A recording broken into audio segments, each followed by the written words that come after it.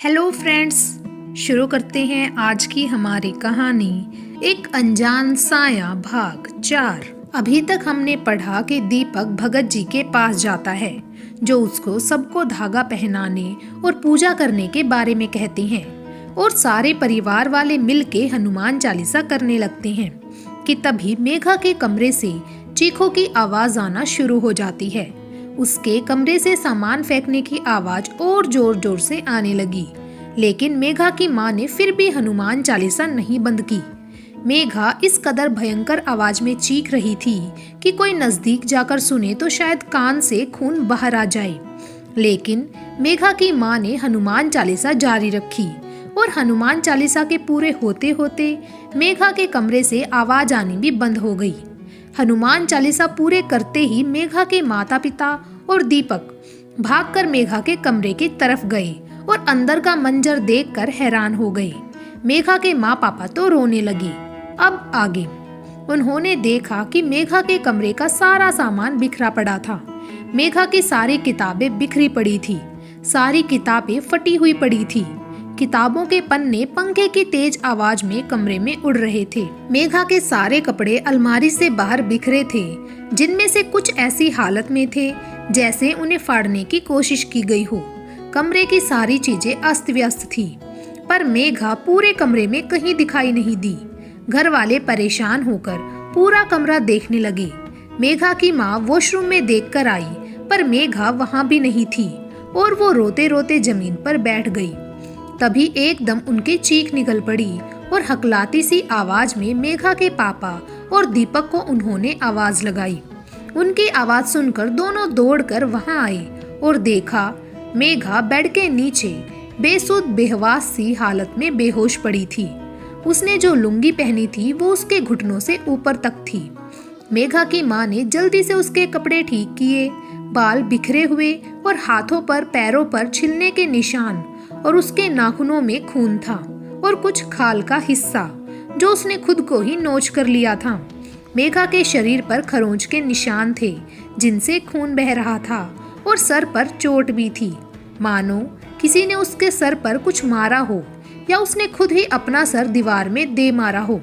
उसे देखकर मेघा की माँ और पापा रो पड़े। दीपक भी खुद को संभालता हुआ बोला, माँ प्लीज चुप हो जाओ।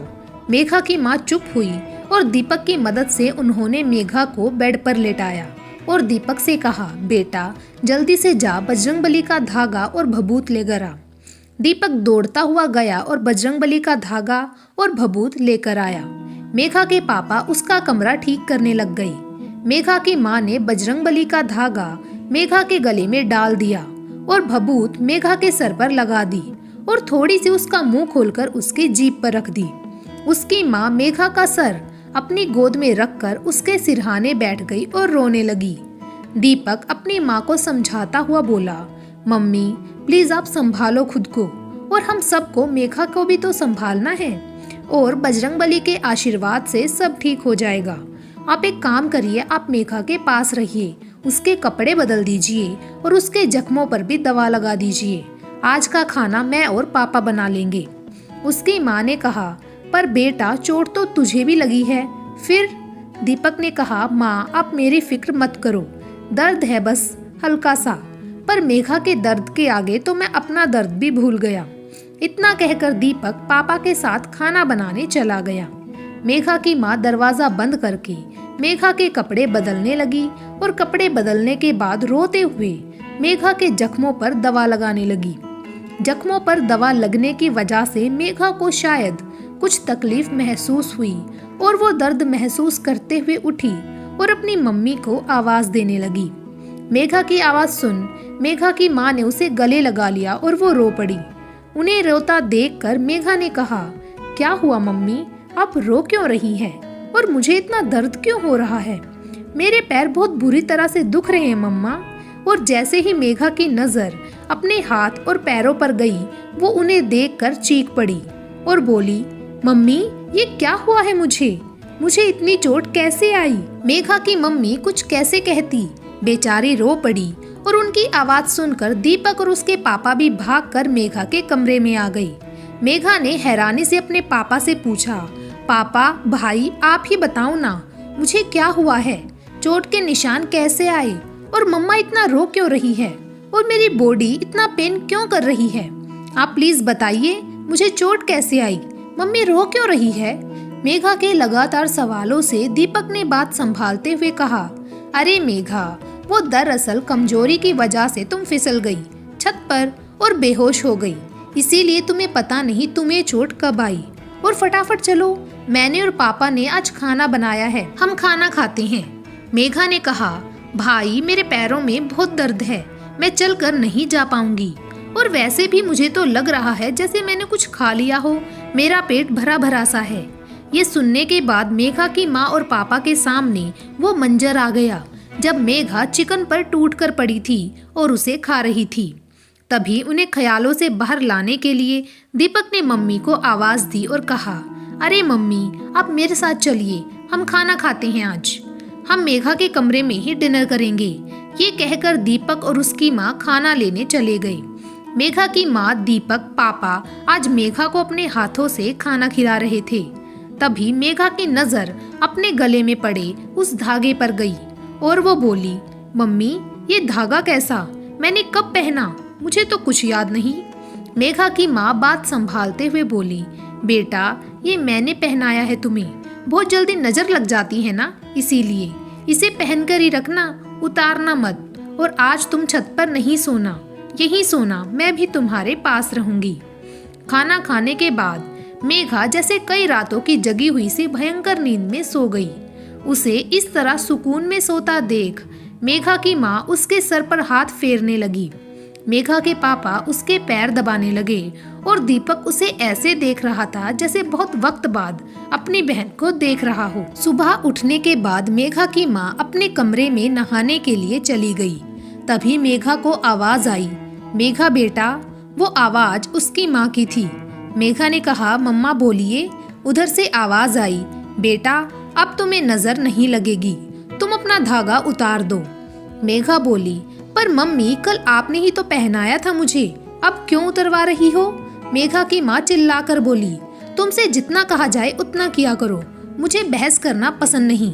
कहा ना धागा उतार कर डस्टबिन में डाल दो, कोई नजर नहीं लगेगी अब तुम्हें। उनकी बात सुनकर मेघा ने डर के मारे धागा उतार कर डस्टबिन में डाल दिया। उधर मेघा की माँ जब अपने कमरे में बाथरूम में नहा रही थी, तभी उन्हें दीपक की आवाज आई, मम्मी मम्मी कहाँ हो? मेघा की माँ ने आवाज दी, बेटा मैं बाथरूम में नहा रही हूँ, बोलो क्या काम है? दीपक ने कहा, मम्मी भगत जी का फोन आया था, वो कह रहे थे कि अब हमें डरने की कोई बात नहीं है, हम धागा उतार सकते हैं और उतार कर डस्टबिन में डाल दें। मेघा की मम्मी ने कहा, पर बेटा भगत जी ने तो मना किया था, फिर? दीपक चिल्लाकर बोला, मम्मी आप समझती क्यों नहीं है? मैंने कहा ना भगत जी का फोन आया था मेरे पास, उन्होंने ही कहा मुझसे धागा उतार कर फेंक दे और अब पापा से भी कह देना मैं जा रहा हूँ क्रिकेट खेलने। मेघा की माँ ने धागा उतार कर डस्टबिन में फेंक दिया। इधर मेघा की माँ जब अपने रूम से बाहर बैठक में आई तो वहाँ मेघा के पापा बैठकर अखबार पढ़ रहे थे। उन्होंने मेघा के पापा से कहा, आप ये धागा उतार कर डस्टबिन में फेंक दीजिए। दीपक के पास भगत जी का फोन आया था। मेघा के पापा हैरान होते हुए बोले, धागा उतार दें? पर भगत जी ने तो मना किया था ना। मेघा की मम्मी बोली, अरे बताया ना मैंने, उन्होंने ही कहा है दीपक से फोन करके कि अब डरने की कोई बात नहीं है, हम धागा उतार कर फेंक दें। मेघा के पापा ने भी बिना सोचे समझे धागा उतार कर फेंक दिया। ये कहकर मेघा की मम्मी वहां से चली गई और किचन में जाकर नाश्ता बनाने लगी। तभी उन्होंने किचन से आवाज लगाई, मेघा बेटा तैयार होकर बाहर आ जाओ, नाश्ता तैयार है, नाश्ता करते हैं। कई बार आवाज लगाने पर जब मेघा की आवाज नहीं आई तो मेघा की मम्मी मेघा के कमरे में गई और वहां पहुंचते ही उनकी जान जैसे हलक में अटक गई हो और वो वहीं गिर पड़ी।